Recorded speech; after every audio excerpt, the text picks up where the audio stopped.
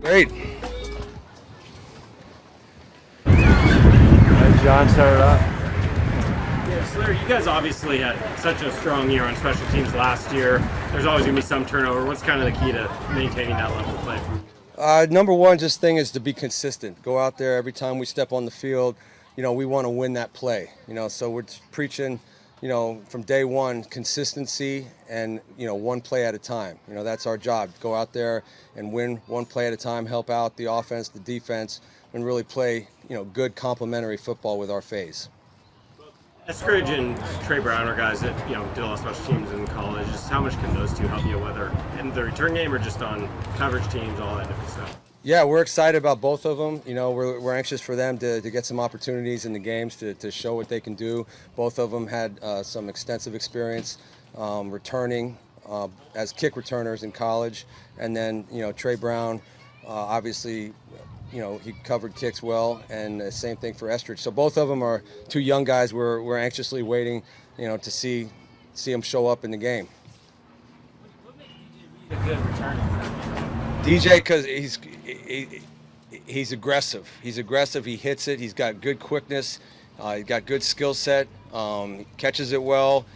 Not afraid to hit it. He gets vertical.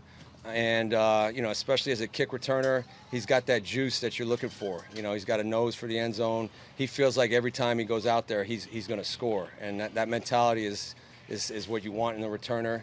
And we're excited about, what he brings to the table. What was it like for you last year, taking over the gig kind of midstream? That adjustment, how big was it compared to heading into this year with your whole program ahead of you? It was a smooth transition last year. Obviously, I was my third year here, and I've been in the system for a while. And we have such a great group of guys, a good core group that, the specialists, the veteran guys that we use in the kicking game. It was really smooth for us. And again, we did a nice job of playing consistently throughout the year, each week. Helping our team win. So that's our goal going into this year as well.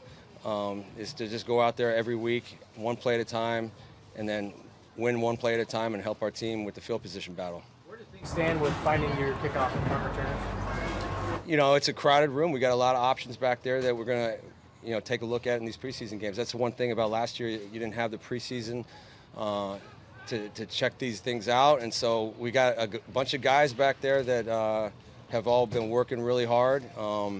And, it'll be interesting for us to see who comes out of that group.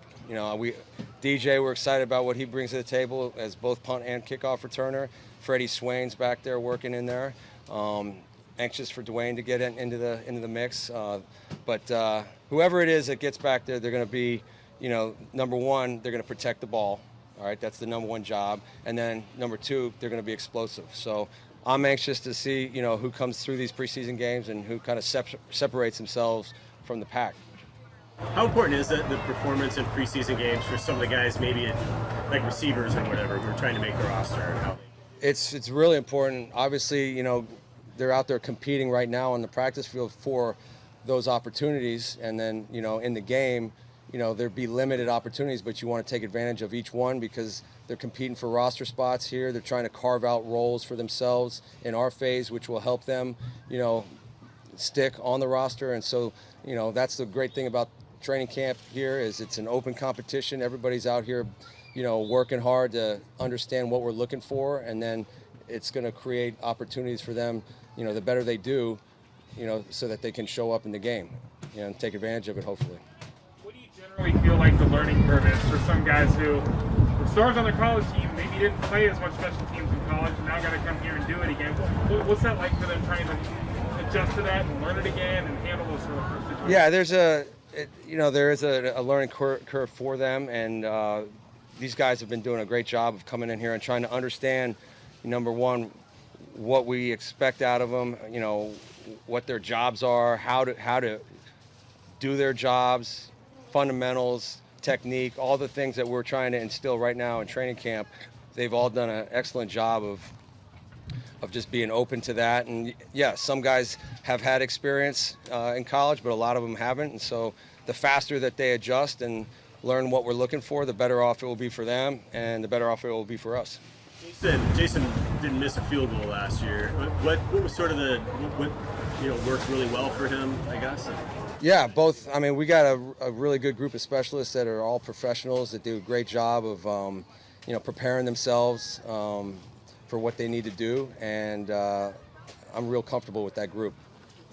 When a kicker is on a streak like that, do you talk about it with him, or is it sort of like a no-hitter in baseball where you don't want to? Yeah, you don't really bring that up too much. He's a guy that's he's played a lot of ball, and he understands what he needs to do to kind of maintain the level that he needs. And I thought last year he did a great job with that. And it's collective. The three of them working together, they do such a good job of preparing each week. All three of them to be ready to roll. That's a good, strong group for us, and we're going to expect the same results hopefully this year as well. With Dixon in particular, have you ever been around a punter who does as many different things with the ball? Just the different kicks he has in his bag? Yeah, you're seeing more of that with the amount of Australian punters that you're seeing in the league. But yeah, he is a unique talent, and he does a marvelous job of going out in there and performing. He does have a lot of different tricks in the bag, and but he works on them consistently, and he's had an opportunity to go out there, and he's a gamer. He performs when it matters most, and that's the exciting thing about him, is how he performs in the games. You always see the three specials are kind of off in their own world all the time. You were a core special teams guy. As a player, what was it like just having those three guys, either as a teammate or as a coach, kind of doing their own thing? Well, it is nice to know that they are all, they're not rookies, and they understand what they need to do to prepare each week. And that's what they do a great job of, just every day, coming in here and then getting the work in that they need, and then so that when it's time for field goal period in practice, they can go out there and execute it and make the kicks. Anything else, guys? Thank you. Thanks, man.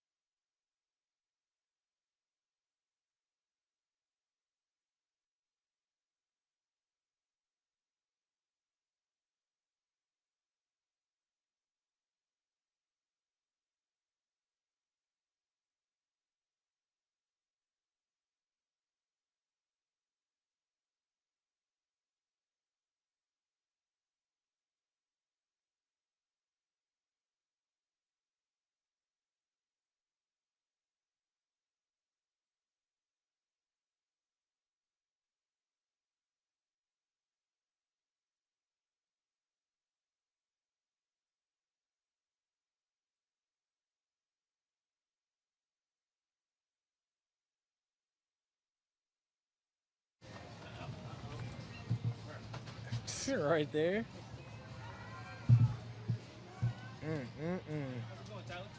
I'm doing good. Somebody want to kill this spider first? I thought I blew it off. You don't see it right there? It's on the mic.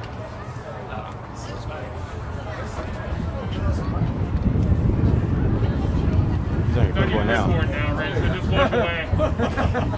You're okay. It's hanging. Off the clipboard. It's hanging off the clipboard. There it is. There it is. There we go. Doing great now. You don't like spiders? I don't like spiders at all. Had you known Trey Brown before he got drafted? Well, I didn't really know him like the way that I grew up with like a lot of my best friends and stuff from 5th grade, but like growing up in Oklahoma, everybody knows everybody. So you know the next up and coming people. Family's always close to family. Like his family went to school with my family. So that's why I said like you might not always really know people like how you grew up with certain people, but everybody knows everybody. What advice have you given him, whether on the field or off the field, since you guys have been teammates? I mean, the biggest thing is just being able to understand the mental part of the game, being able to know that everything is not physical. It's more so just understanding leverage, understanding where people line up, understanding tendencies, who's running double routes, who's not running double routes, stuff like that. Because the more and more that you learn about concepts, it's easier for you to dictate what an offense is doing. What do they like to do on 3rd down and 7 or 3rd down and 8? Are they trying to get to the sticks, or are they a team that will go over and beyond the sticks? And the more you understand tendencies within a team, it's easier to understand and pick up what they're doing. How's he picking up stuff like that? No, I mean, I think he's doing pretty good. I think he's taking it all in. He's being able to learn from a lot of the vets on the other end. Like I said, I don't really get to talk to him as much because I'm on the offensive end all the time, and with the new playbook, and I'm just trying to figure out my job. I got to be able to focus on that a lot. But when we do have time to talk, especially like after practice, we're able to kind of understand where we are within the scheme of offense or defense, and then just kind of help each other and talk each other through and give whatever advice that you can give to help.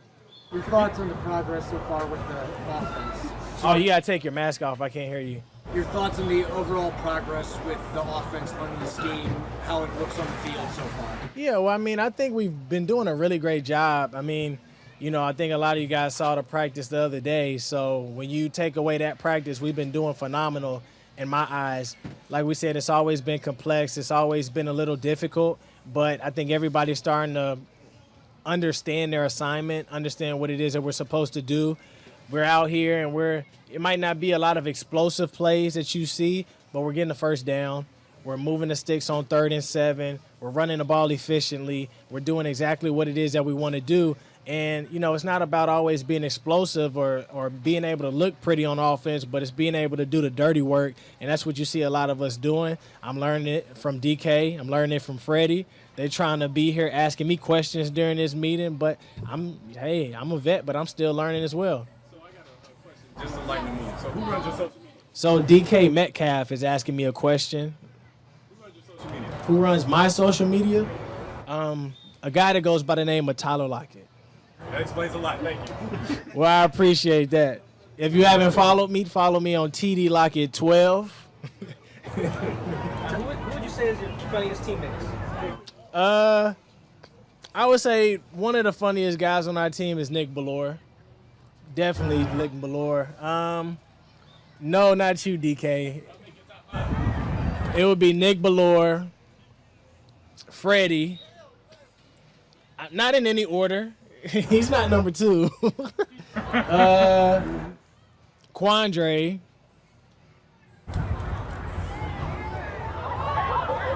Number 14, DK Metcalf. And then I would say, I would have to put me in it. I think I'm pretty funny. You hear DK's top 5? I already seen his top 5. I was a little upset I wasn't in there. Tyler, back this offseason, you mentioned the tempo aspect of the offense is something you like to see.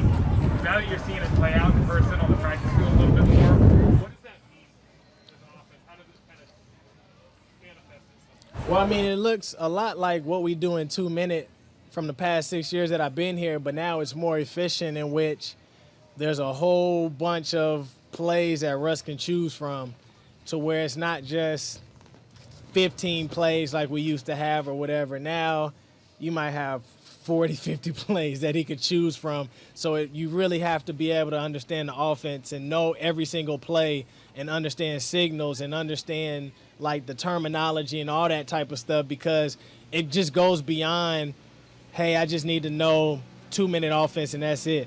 You got to know the whole entire offense, because he can call whatever play that he wants to call from the line of scrimmage, because we got the words and all that type of stuff that goes within it. So that's why I said, yeah, it's very fast, but it's only going to be as fast as we are able to really pick up on it.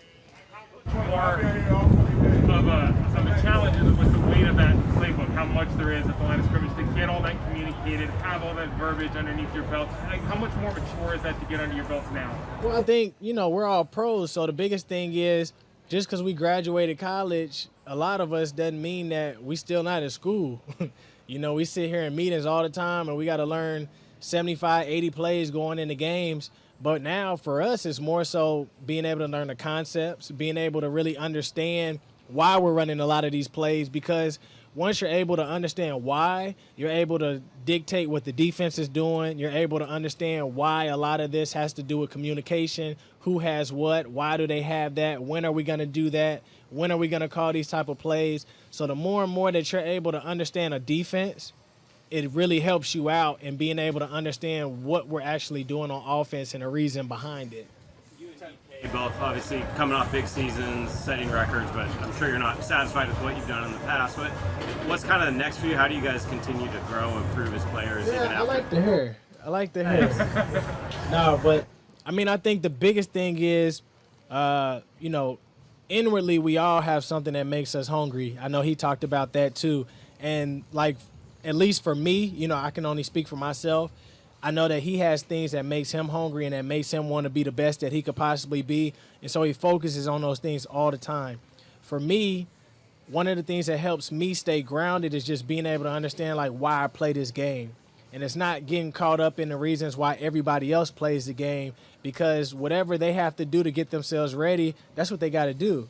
So, for me, I play the game for reasons that make me smile at night, that makes me want to get up and actually come to work, that makes me want to get better. And I have a lot of reasons why. And those are the things that I focus on the most that makes me want to stay after practice or do stuff even during meetings, all that different type of stuff. Because if I could stay true in the world that I kind of create for myself inwardly to play this game the way I want to play, I can really be able to be the person that I really see myself being. But if I get caught up in the outside world, the fans, the critics, if I get caught up in the politics of the game of football, who does what, who gets paid what, why are they out here, why are they better than me, the world said. If you get caught up in all of that, then I feel like you're proving to people something that you don't really have to prove. So I'm learning how to save my energy and really be able to learn how to be great in a quiet place. 100 catches last year. Do you still set numerical goals for yourself like that at all? No, I never really set goals for myself like that. Honestly, even when I first came in, I remember in our receiver corps, they talked about setting goals, and I was like, I really don't set goals. I was like, the only thing I really set is just trying to prove to the world God is real by my lifestyle. I was like, other than that, if I really come out here, my college year at K-State, I told myself that I was going to try to win the Belindakoff. And when I went out there, that was the hardest practice for me mentally, because I told myself nothing was good enough. And at that moment, I was like, nah, we just gonna play free. And the reason I like playing free is because it's not about, I got 60 catches. That's what it's because I know that what's mine is mine. And so whatever comes my way, I'm more thankful, and I thank God for those opportunities. And I'm going to try to be the best that I could be when it comes to that. I don't get too little or too much. I get just enough. And so that's what I learned, just being able to play free and play without goals and all that other stuff. But everybody's different. What do you see from Freddie Swain this year compared to last year? Yeah, well, I see Freddie doing a lot of great things. Obviously, I think he's understanding the offense, understanding certain assignments of where we see him doing, kind of where we see him playing. I think that he can actually do a lot of things. I think coaches are starting to see that. He made a lot of great plays out there on the field. And I think just being able to get more opportunities. He didn't really get a lot of opportunities last year, but being able to get more opportunities and for everybody to be able to actually see what he's able to do, I think that'll allow him to really be able to get his feet wet and do a lot of great things on our offense. Sid, you don't pay attention to a lot of that stuff. How hard is that to do when it's on social media every time you log on? I mean, it gets hard, but everybody's so opinionated. The world is so opinionated. And honestly, one of the things I really tried to do, it was a lady, I can't remember how old she was, but it was a thing going around on Instagram that said, how could you get 103, 106? People were just asking, and she was like, stay out of everybody's business. And so for me, that was something that I just tried to be able to do. Was doesn't matter if it's my family's business, my girl's business, my friends, or even teammates. If I just stay out of everybody's business, I can really live in peace.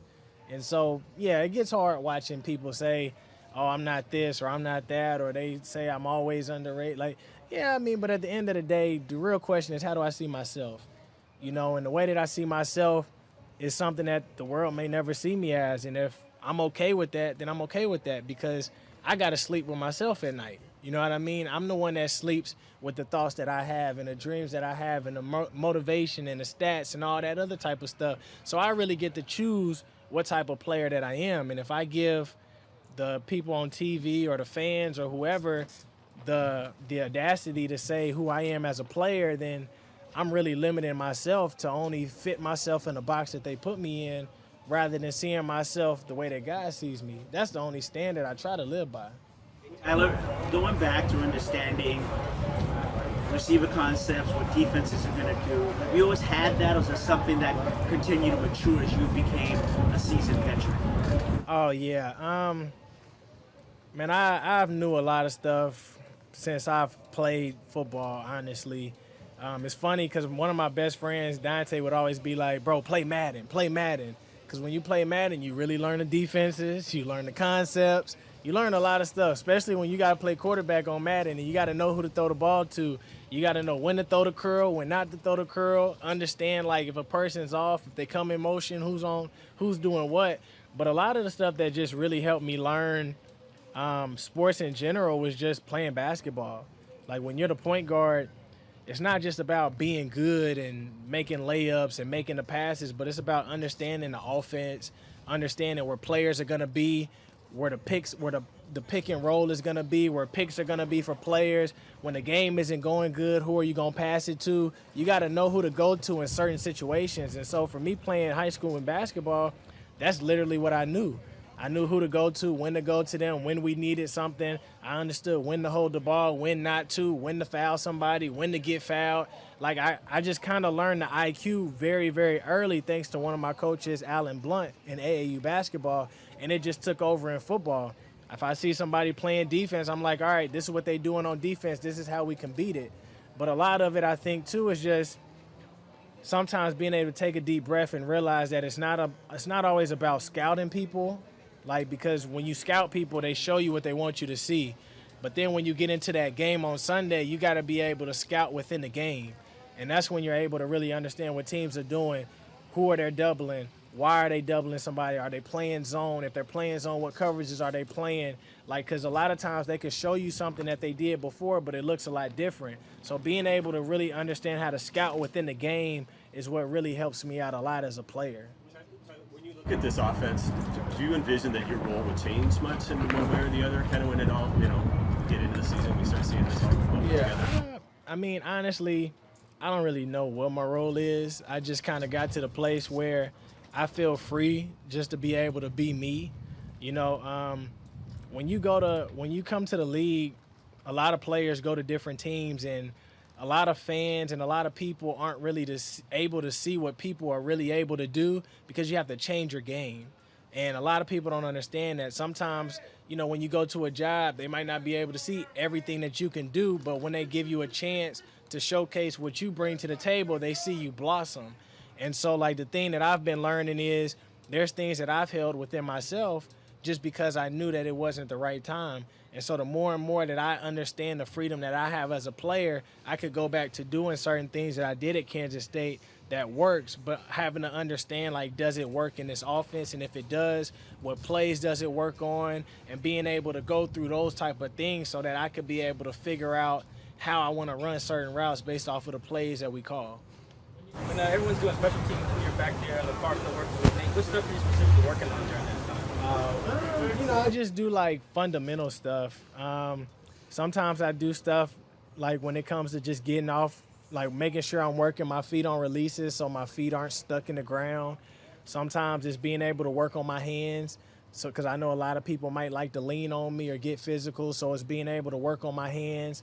Sometimes it's just being able to just have repetition, just cruising through cones so I can work on my routes. just being able to get in and out of breaks. It's not always about running a route, but it's just about, for me, understanding the feet. I have a rhythm in my head. So whenever I'm running my routes, I try to come out the same way every single time that fits my rhythm. So in the off season, that's what I practice. When I'm out here, we don't get that free time in individuals to always practice getting in and out of breaks. So for me, it's about staying over my toes. It's about staying as low as I possibly can, making everything look the same. So that way, if I can get the fundamental part down, then I can go out there and really just play my game, and I can add a little this and add a little shake and all of that. But I always know when I'm coming out of my breaks. So that's why I try to practice stuff like that. Last week, a couple days ago, Pete talked about. Oh, sorry, Mike. Good. Just I want to go back to your basketballs for a second. Pete talked about that on Monday or Tuesday. How important it was for guys to play other sports. He just went on about basketball as a point guard, how much it helps you. Look in that locker. You guys joke all the time. You know, Sunday Mike's gonna play you guys in a media game, whatever, and all that. But truly, when you look in that locker room, how many guys are 2-3 sport athletes in a day and age in which there aren't as many kids doing 2 or 3 sports? Yeah, I think a lot of guys are really 2-3 sport athletes. And I know everybody has their opinions, so it's hard to kind of tell somebody, hey, man, you should play basketball, you should play football, you should play baseball, you should run track, you should do all these things. But honestly, like, for me, speaking on playing multiple sports, I think it really helps out a lot. Are there cons when it comes to playing multiple sports? Yeah, you don't really get a chance to really just focus on one sport solely. And a lot of people say, well, yeah, he could be really, really good in football if he just focused on football and dropped everything else. But it's like, yeah, but then he can also be better in football from being able to play basketball, from being able to play baseball, from being able to run track, because it teaches you different levels of competition. For me, yeah, I can run track and I'm losing to people, but like it teaches me another type of grit when I go play track. Then if I go play baseball, it teaches me another type of grit. If I'm only going to do something that I'm great at, then I'm only going to be able to excel in an area that I'm great in. But what happens when I go to college and there's other people that's just as great as me? Like, I wasn't taught how to have grit when I wasn't as good as everybody else running track. You know, like I wasn't taught that same grit when I was playing basketball and I had to try to make another team. I had to make the starting lineup when other people was already starting and they just played basketball. And so, like, I think it really teaches you how to be able to further yourself in whatever sport that you play, but inwardly. It teaches you not only character and all this other stuff, but it teaches you how to battle. You know, it teaches you how to compete at a level to where it doesn't matter how much time somebody has to grind more than you, you know how to grind smart and you know how to grind enough to where your mentality takes you to a place to where it doesn't matter how much somebody works hard, you're already there. So, I mean, I encourage anybody to play multiple sports, but, I mean, this day and age is hard because, you know, like, I grew up, and I'm not old, so don't think I'm old, but, you know, we grew up in a time where, you know, we had coaches yell at us and say whatever, and it could be disrespectful or not, but it really taught us that take the message and not the tone. You know, like if the coach had something against you or if the coach did whatever, we still had to go out there and play. We couldn't get no transfer portal and stuff like that and go to another team and just play. If we transfer, we had to sit out a year. You know, so like for me going to Kansas State, it really taught me that it's going to be hard because Coach Snyder did military stuff, so it was going to be hard. But you really had to be able to understand if you could make it at K-State, everything else was going to be easy. And it wasn't a lie. I came here, hour and a half practice, easy. We used to practice there for a long time. I'm not going to get them in trouble, but for a long time. And it really taught you, like, it weeded out people who said they wanted to play in the league and people who was just like, football's not for me. You know, and so that's why I said, like, now I'm like, this the easy part. I just got to be consistent and grind, but they taught me that back there. Vets like to go first in all the position drills and stuff like that. Why do you like to go last? I mean, it's not that I don't like to go. It's not that I like to go last. It's just if there's anything that I've learned here in the league, it's that a lot of times, and people think this in life, they think it's a formula to life, and it's really not a formula to life. And like, if there's anybody that's learned it, I can say that I've learned it. I've grinded from college coming to the league my rookie year, had a phenomenal year. You know what I mean? Maybe not at receiver like I wanted, but I had a great year. Second year, grinded again. I went to go work out at a place just for a week or two. You know, I had an okay year. Third year, kind of grinded by myself and stuff like that.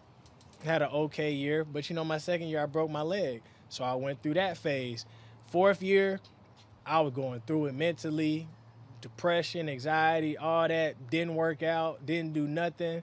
Came out here, had the best season of my life.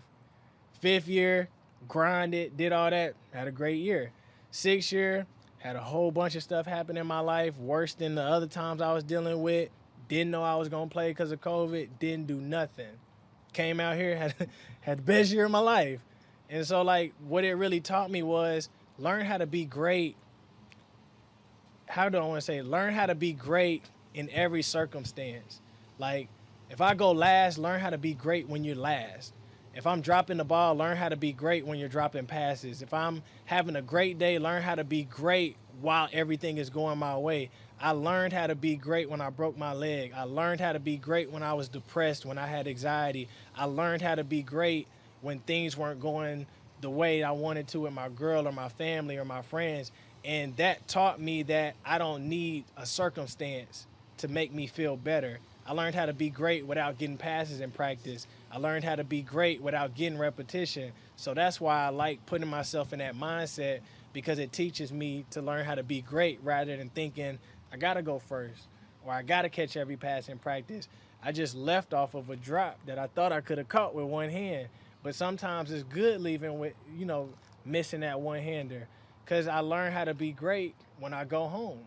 I don't need to catch the ball just to be able to be like, all right, I'm good. I can't leave without a drop. That's a formula. It's not always a formula when it comes to living life and when it comes to playing football. Just being able to play free. Do you miss not kick returning and punt returning anymore? Or? I forgot I even do it, honestly. Like, they done took me off of it to where I'm like, y'all want me, like, you want me to catch punts or kickoffs? I don't even know if I can still do that. But, I mean, I miss it. I do. But I also know, like, the more that you grow in another area, the more that something else gets taken away. And so that's why I tried to appreciate it as much as I possibly could, because at one point in time I knew it was possibly be gone. If it comes back, I'm going to be ready for it. But for now, if they just keep me at receiver, then I'm going to just focus on that. But if they ever tell me, like, hey, you got a chance to still go back there and do some stuff, then I'm going to do whatever I need to do to prepare myself to help the team. Tyler, from what you've seen of Dwayne so far, I know he's not out here with you at the moment. What do you think you're getting from him? The way he's handled things mentally and what you saw in OTAs and stuff, how would you describe it? Yeah, well, I think the biggest thing, just with him coming in, without being able to get the reps and stuff like that, I think it's going to help him out a lot, because sometimes when you're not able to play, you get that hunger and you get that grit because you come out here and you watch everybody else and you watch people in your position doing stuff, and it makes you say, man, I can't wait till I get out there on the field. Man, I can't wait till I get that mindset. And the good thing about it is it might literally take the mindset away from I'm just a rookie. And now you just being able to get to play because you missed a good amount of time, to where now you get to go in. You're not worried about if I mess up, if I drop the ball or none of that. You just like, I got to get right because I want to do what I got to do to be able to help the team. So I'm looking forward for him when he comes back. Mentally, he's been learning the plays, doing what he needs to do to be able to get right. And when he comes out there on the field, we just going to work with him, do whatever we got to do to be able to get him right. But we're all looking forward to having him out there. DK's been in the spotlight a lot between what he did last season, the track and field, celebrity softball game. How have you seen him handle all the attention that's been on him? I think he's done a great job. Honestly, I think he's done a great job. You know, me and DK have a great relationship. We could talk about whatever, whenever. It doesn't matter what time, you know, and I'm just proud of him, just the person that he is, the way that he's growing. He's becoming the person that he wants to be. He's learning more about himself. He's doing everything the best way that he possibly can. And so, yeah, I'm a proud big brother. It's 4 o'clock. All right, that's fine. More questions? Did DK really go searching through your house for your goal board? For my what? Your goal board? Like, did he come in my house? Yeah. If he did, he wasn't going to find the goal board. I don't have a goal board. Yeah, if he did, then he must have went in some places in my house he wasn't supposed to. Did do anything for the vets, like get sacks and getting stuff? Yeah, you know, we're going to get to that rookie stuff here soon. We're just kind of giving everybody a break, but we're definitely going to get to that very, very soon. Is the receiver stuff a little lighter on the rookie hazing than some of the other positions? Yeah, you know, at K-State, we used to cut people's hair, and if they didn't want that, we cut their eyebrows. We used to do a lot of that, but we don't do that stuff here. We don't want to put them through that. But, you know, we'll do rookie gifts, like Christmas, all that type of stuff. It's not really that bad. The DBs, that's a different story. Did you get your eyebrows cut off? Nah. Nah, I got my hair cut. Nah, they had some designs in there. I'm not going to say what designs they had, but, you know, mine was a lot better than other people's. Let's just say that. Anything else, guys? What are you supposed to be doing at 4 o'clock in your morning right now? Getting better. All right, appreciate it.